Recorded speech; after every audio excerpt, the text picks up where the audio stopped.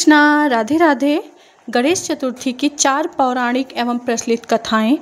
व्रत में सुनने से दूर होंगे सारे संकट, मिलेगा अपार सुख। श्री गणेशाय नमः, श्री गणेशाय नमः, श्री गणेशाय नमः। गणेश चतुर्थी व्रत की 4 प्रमुख कथाएं हैं। संकटी गणेश चतुर्थी व्रत करने से घर परिवार में आ रही विपदा दूर होती है। कई दिनों से रुके मांगलिक कार्य संपन्न होते हैं तथा भगवान श्री गणेश असीम सुखों की प्राप्ति कराते हैं। माह की किसी भी चतुर्थी के दिन भगवान श्री गणेश की पूजा के दौरान संकटी गणेश चतुर्थी व्रत की कथा पढ़ना अथवा सुनाना जरूरी होता है। इससे संबंधित 4 कथाएं प्रचलित हैं। भगवान गणेश का नाम लेकर हम पहली कथा सुनते हैं। पौराणिक एवं प्रचलित श्री गणेश कथा के अनुसार एक बार देवता कई विपदाओं से घिरे थे। तब वह मदद मांगने भगवान शिव के पास गए। उस समय शिव के साथ कार्तिकेय तथा गणेश जी भी बैठे थे। देवताओं की बात सुनकर शिव जी ने कार्तिकेय व गणेश जी से पूछा कि तुम में से कौन देवताओं के कष्टों का निवारण कर सकता है। तब कार्तिकेय व गणेश जी दोनों ने ही स्वयं को इस कार्य के लिए सक्षम बताया, पर भगवान शिव ने दोनों की परीक्षा लेने हेतु कहा, तुम दोनों में से जो भी सबसे पहले पृथ्वी की परिक्रमा करके आएगा वही देवताओं की मदद करने जाएगा। भगवान शिव के मुख से यह वचन सुनते ही कार्तिकेय अपने वाहन मोर पर बैठकर पृथ्वी की परिक्रमा करने के लिए निकल गए, परंतु गणेश जी सोच में पड़ गए कि वह चूहे के ऊपर चढ़कर सारी पृथ्वी की परिक्रमा करेंगे तो इस कार्य में उन्हें बहुत समय लग जाएगा। तब उन्हें एक उपाय सूझा। गणेश अपने स्थान से उठे और अपने माता पिता के 7 बार परिक्रमा करके वापस बैठ गए। परिक्रमा करके लौटने पर कार्तिकेय स्वयं को विजेता बताने लगे। तब शिव जी ने श्री कृष्ण से पृथ्वी की परिक्रमा न करने का कारण पूछा।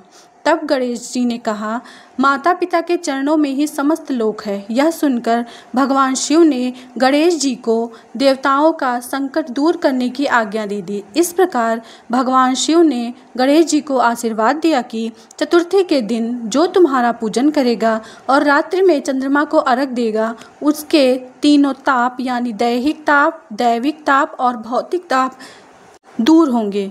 इस व्रत को करने से व्रतधारी के सभी तरह के दुख दूर होंगे और उन्हें जीवन में भौतिक सुखों की प्राप्ति होगी। चारों तरफ से मनुष्य की सुख समृद्धि बढ़ेगी। पुत्र पौत्र आदि धन ऐश्वर्य की कमी नहीं रहेगी। ओम गणेशाय नमः। गणेश चतुर्थी व्रत की दूसरी कथा। एक समय की बात है कि राजा हरिश्चंद्र के राज्य में एक कुम्हार था। वह मिट्टी के बर्तन बनाता, लेकिन वे कच्चे रह जाते। एक पुजारी की सलाह पर उसने इस समस्या को दूर करने के लिए एक छोटे बालक को मिट्टी के बर्तनों के साथ आवा में डाल दिया। उस दिन संकटी चतुर्थी का दिन था। उस बच्चे की माँ अपने बेटे के लिए परेशान थी। उसने गणेश जी से बेटे की कुशलता की प्रार्थना की। दूसरे दिन जब कुम्हार ने सुबह उठकर देखा तो आवा में उसके बर्तन तो पक गए थे, लेकिन बच्चे का बाल बाका भी नहीं हुआ था। वह डर गया और राजा के दरबार में जाकर सारी घटना बताई, जिसके बाद राजा ने उस बच्चे और उसकी माँ को बुलवाया। तो माँ ने सभी तरह के विघ्न को दूर करने वाली संकटी चतुर्थी का वर्णन किया। इस घटना के बाद से महिलाएं संतान और परिवार के सौभाग्य के लिए संकट चौथ का व्रत करने लगी। श्री गणेशाय नमः। गणेश भगवान की तीसरी कथा। एक समय की बात है कि विष्णु भगवान का विवाह लक्ष्मी जी के साथ निश्चित हो गया। विवाह की तैयारी होने लगी। सभी देवताओं को निमंत्रण भेजे गए, परंतु गणेश जी को निमंत्रण नहीं दिया गया। कारण जो भी रहा हो, अब भगवान विष्णु की बारात जाने का समय आ गया। सभी देवता अपनी पत्नियों के साथ विवाह समारोह में आए। उन सब ने देखा कि गणेश जी कहीं नहीं दिखाई दे रहे हैं। तब वे आपस में चर्चा करने लगे कि क्या गणेश जी को नहीं न्योता है या स्वयं गणेश जी नहीं आए हैं। सभी को इस बात का आश्चर्य होने लगा। तभी सबने विचार किया कि विष्णु भगवान से ही इसका कारण पूछा जाए। विष्णु भगवान से पूछने पर उन्होंने कहा कि हमने गणेश जी के पिता भोलेनाथ महादेव को न्योता भेजा है। यदि गणेश जी अपने पिता के साथ आना चाहते हैं आना चाहते हैं या आ जाते हैं तो अलग से न्योता देने की कोई आवश्यकता नहीं है।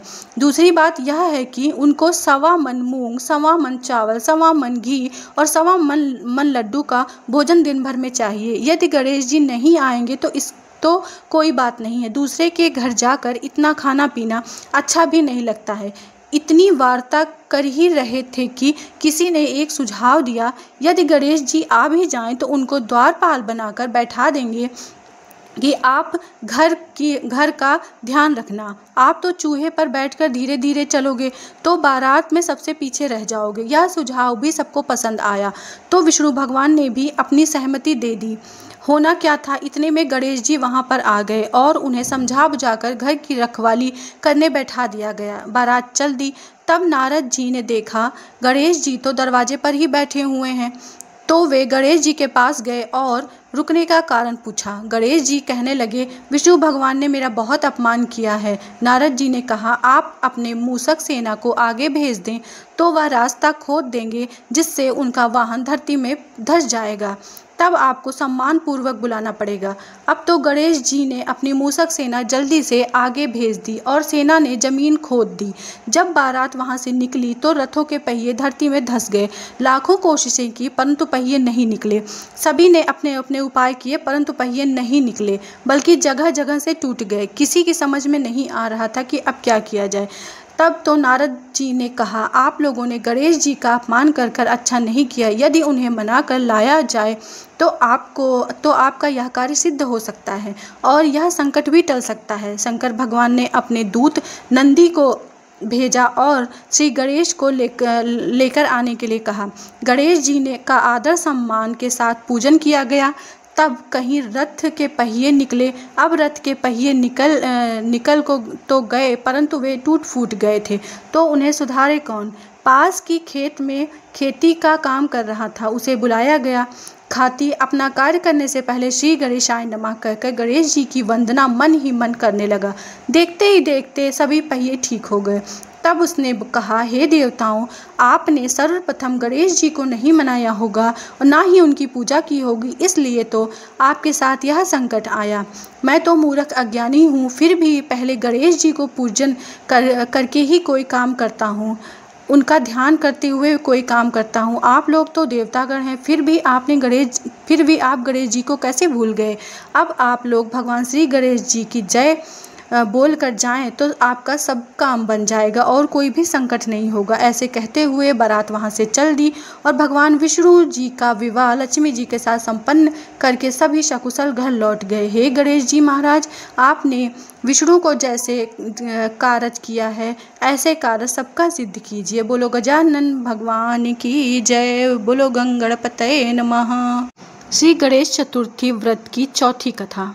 पौराणिक कथा के अनुसार एक बार भगवान शिव तथा माता पार्वती नर्मदा नदी के किनारे बैठे थे। वहां माता पार्वती ने भगवान शिव से समय व्यतीत करने के लिए चौपड़ खेलने को कहा। शिव भगवान चौपड़ खेलने के लिए तैयार हो गए, परंतु इस खेल में हार जीत का फैसला कौन करेगा, यह प्रश्न उनके समक्ष उठा तो भगवान शिव ने कुछ तिनके एकत्रित करके उसका एक पुतला बनाकर उसकी प्राण प्रतिष्ठा कर दी और पुतले से कहा, बेटा, हम चौपड़ खेलना चाहते हैं परंतु हमारी हार जीत का फैसला करने वाला कोई नहीं है, इसलिए तुम बताना कि हम दोनों में से कौन हारा और कौन जीता। उसके बाद भगवान शिव और माता पार्वती का चौपड़ खेल शुरू हुआ। यह खेल 3 बार खेला गया और संयोग से तीनों बार माता पार्वती ही जीत गईं। खेल समाप्त होने के बाद बालक से हार जीत का फैसला करने को कहा गया तो बालक ने महादेव को विजयी बताया। यह सुनकर माता पार्वती क्रोधित हो गईं और क्रोध में उन्होंने बालक को लंगड़ा होने, कीचड़ में पड़े रहने का श्राप दे दिया। बालक ने माता पार्वती से माफ़ी मांगी और कहा कि यह मुझसे अज्ञानतावश ऐसा हो गया है, मैंने किसी द्वेष भाव में नहीं किया है। बालक द्वारा क्षमा मांगने पर माता ने कहा, यहाँ गणेश पूजन के लिए नाग कन्याएं आएंगी, उनके कहे के अनुसार तुम गणेश व्रत करो, ऐसा करने से तुम मुझे प्राप्त करोगे। यह कहकर माता पार्वती शिव के साथ कैलाश चली गईं। 1 वर्ष के बाद उस स्थान पर नाग कन्याएं आईं। तब नाग कन्याओं से श्री गणेश के व्रत की विधि मालूम करने पर उस बालक ने 21 दिन लगातार श्री गणेश जी का व्रत किया। उसकी श्रद्धा से गणेश जी प्रसन्न हुए। उन्होंने बालक को मनवांछित फल मांगने के लिए कहा। उस पर उस बालक ने कहा, हे विनायक, मुझ में इतनी शक्ति दीजिए कि मैं अपने पैरों से चलकर अपने माता पिता के साथ कैलाश पर्वत पर पहुंच सकूं और वह यह देख प्रसन्न हो। तब बालक को वरदान देकर श्री गणेश जी अंतर्ध्यान हो गए। इसके बाद वह बालक कैलाश पर्वत पर पहुंच गया और कैलाश पर्वत पर पहुंचने की अपनी कथा उसने भगवान शिव को सुनाई। चौपड़ वाले दिन की बात माता पार्वती शिव जी के से सम्मुख हो गई थी। अतः देवी के रुष्ट होने पर भगवान शिव ने भी बालक के बताए अनुसार 21 दिन तक श्री गणेश का व्रत किया था। इस व्रत के प्रभाव से माता पार्वती के मन में भगवान शिव के लिए जो नाराजगी थी वह समाप्त हो गई थी। तब यह व्रत विधि भगवान शंकर ने माता पार्वती को सुनाई। यह सुनकर माता पार्वती के मन में भी अपने पुत्र कार्तिकेय से मिलने की इच्छा जागृत हुई।